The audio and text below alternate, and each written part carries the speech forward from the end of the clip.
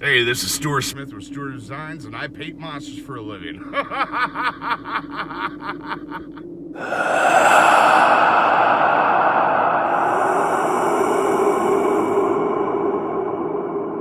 Afternoon, my people. We are in studio. I got some projects to do for a company in New York and Colorado. But in the meantime, while I'm working on those, we're going to be pouring up cement skulls. Now, these skulls are going to be going both for eBay and for a local farmer's market that my wife will be running with my daughter and our friends Ed and Jody. So, hey, I'm going to go over the process of how I pour these up, the formula, and then you can try them yourself. We're using Smooth-On Mold Max 30 for the molds, and Portland cement, sand and or sandblasting material, little glass balls, fiberglass chopped up finely, and of course water. So let's get that going and I'll show it all to you. So I just went and picked these up, 90-pound bags of Portland cement, got 2 of them. I got the industrial sand right there, and our molds. Now these are the same molds I use for doing the foam, but we got them all set, ready to go. I left my clamps at Project X, so we're using this one and this one to hold these 2 together. So we'll get a nice fine seam in the back side. So let's get this stuff poured up. So we got this really very, very nasty fiberglass, and I take it down to a sheet and I just start ripping it apart. We want the fibers to be quite infused, and I got about 1.5 gallons of water sitting here. So we're gonna just, oh, and safety, people, wear some gloves.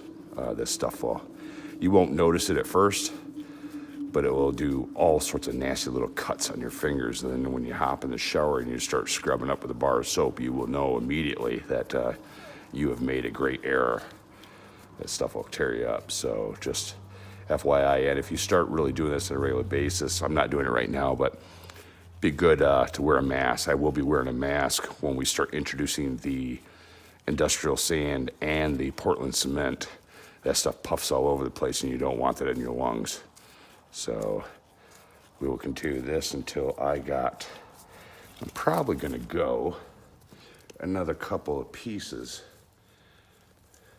because, I mean, the more we have in here, the better off we are as far as making sure that the skulls will stay for a long time. Now, why Portland cement? Well, number one, it is cheap, okay?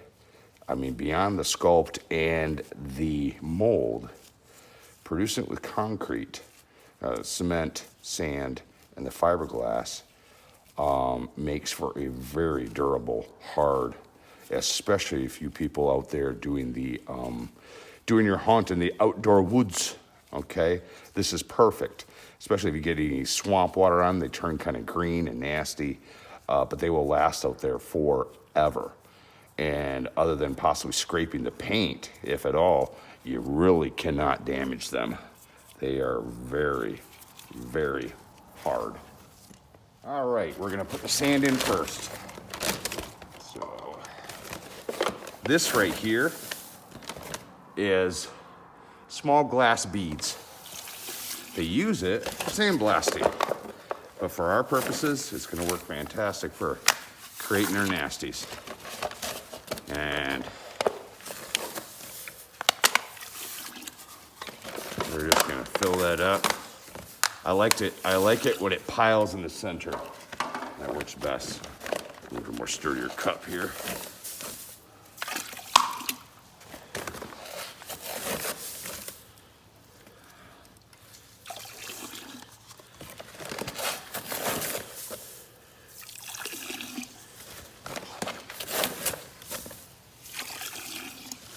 Yep, that's gonna work great. You can see I just poured the rest of the sand in there, and it's got all sorts of dust coming out of there, so you don't want to be breathing that. So make sure you're wearing some form of mask, even if it's just a small paper mask that keeps the you know, dust from getting in your nose and mouth. You'll know it, you know, and sometimes even I might suggest wearing a pair of safety goggles to help keep it out of your eyes as well. All right, our Portland cement. Pretty easy to sit there and just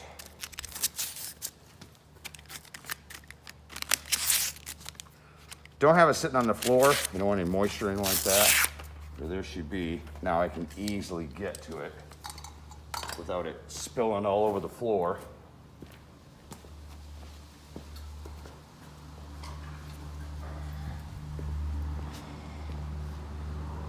Now we are going to begin pouring up our concoction. So I'm just gonna move the tripod out real quick.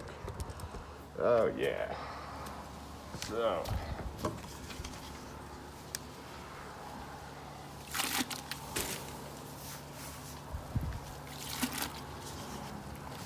we are going for possibly a very heavy cream of wheat oatmeal type consistency. Because my molds have a lot of detail in them, I want to make sure it's not too thick that it won't get in there and get out all the curves. But we want quite a bit of it. I'll make sure these things last forever.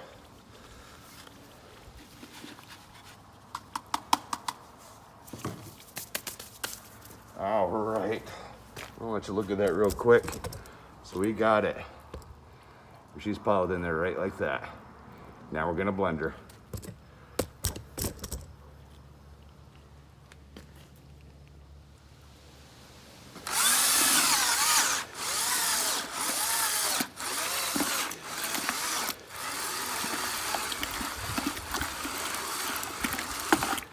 I think I might have to change the battery. Be right back. Got that bad boy going again. Just gonna add some more. I don't think it's thick enough for me. So.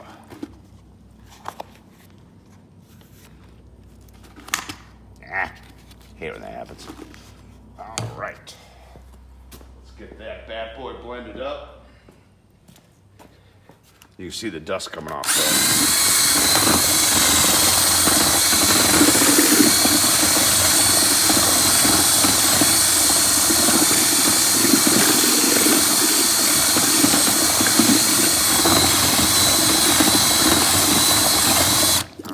I'm gonna add some more.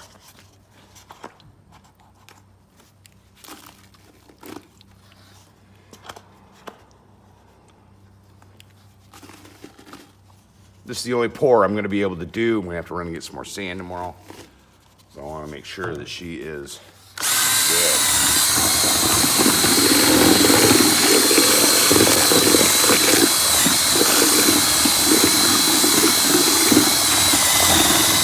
Make sure you get all the stuff off the bottom.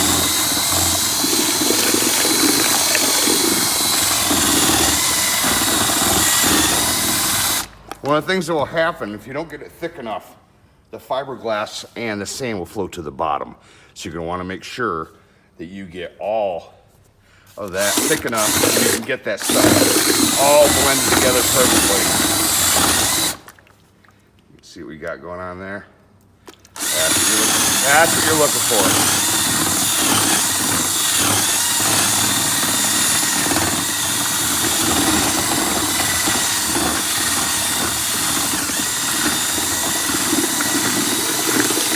Oh yeah.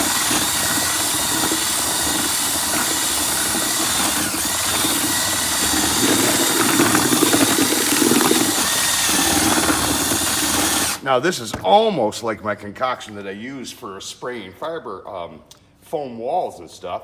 Say there's no paint in it. Okay, so we've avoided that. Try to blend it more and more. You know, if you just take just the extra time to make sure she's blended as good as possible, you're gonna thank yourself later. So don't get in a hurry, just conquer and take your time. And the battery's dying again, but that's okay, we're almost done here. All right, some of the fiberglass will stick to the drill. That's all right, most of it gets in there. So we're gonna start pouring up. I like to get these glasses. These are just cheap glasses from the grocery store, but they take lacquer thinner, acetone, and great for doing the cement. So, just start scooping her in there. The beautiful thing is no need for mold release.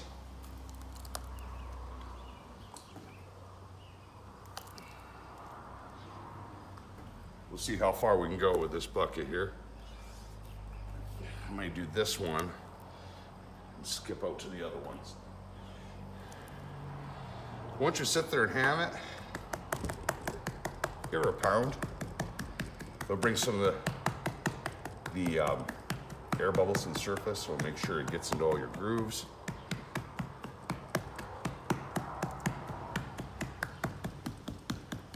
All right. Now let's go on this next one.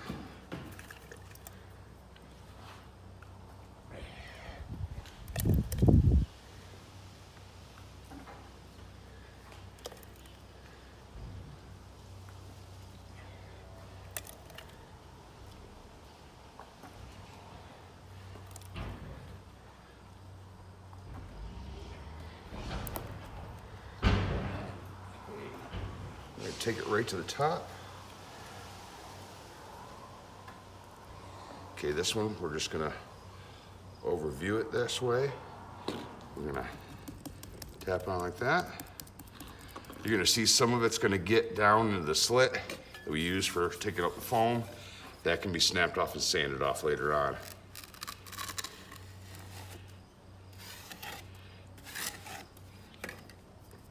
You also can use 80 grit sandpaper when you're done to kind of clean up the backside, and that'll work out great.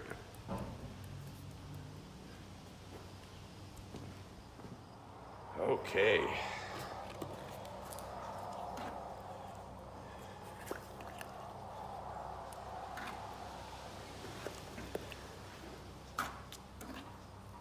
It's nice and smooth. You can wear gloves doing this too, because you can feel the grit in it, but it's not always necessary.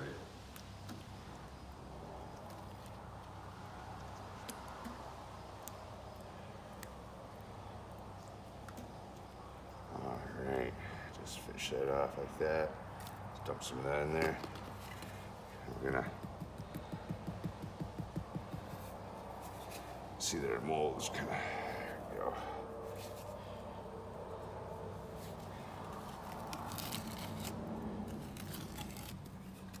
Right.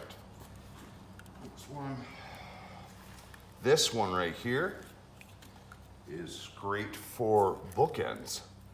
So we're going to produce one today, one tomorrow, and then we'll be able to sell it as a set.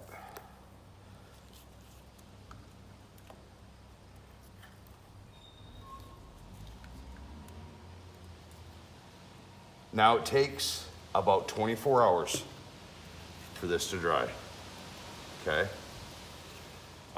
If you want to be safer and sound, because it is, you know, thinner than what you're doing like a sidewalk or something like that, you can let it sit for 48, and even better, especially with some of the areas that are lots of detail.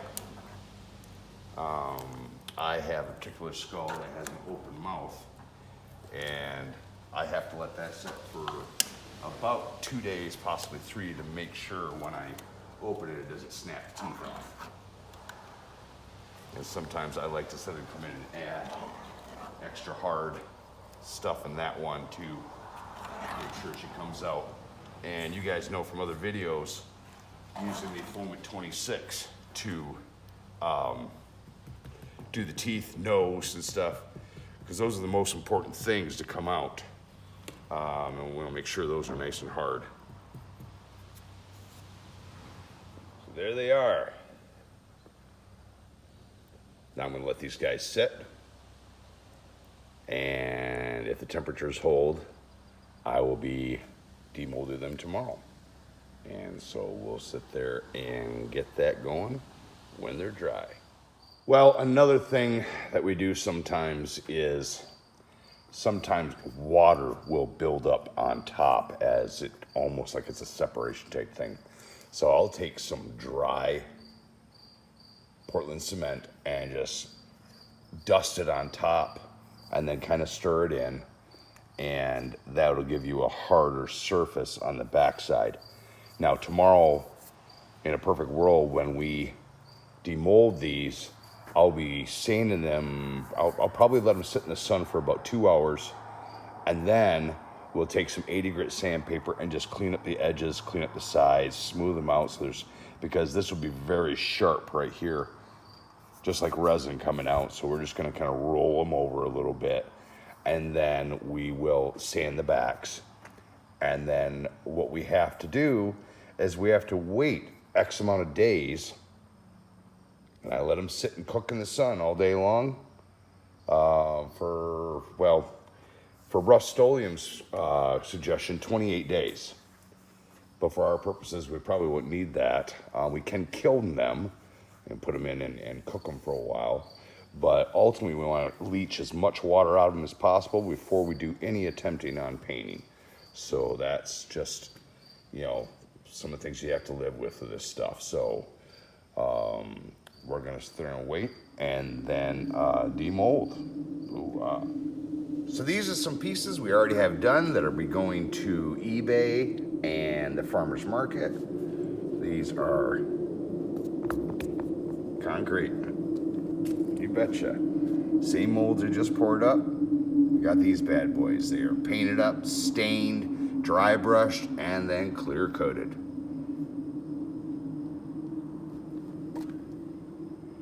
All the nice detail. You would never know that these are cement. But people love them, and they're fun to make. People, thanks for watching. You can do this too if you got yourself decent silicone molds, especially you people out there in the woods, outdoor attractions, because you don't ever want a customer to get a hold of one of these suckers. I mean, they could kill somebody with one of these things, so you just want to be careful, If you do have them in an indoor attraction, make sure that the customers cannot get to them.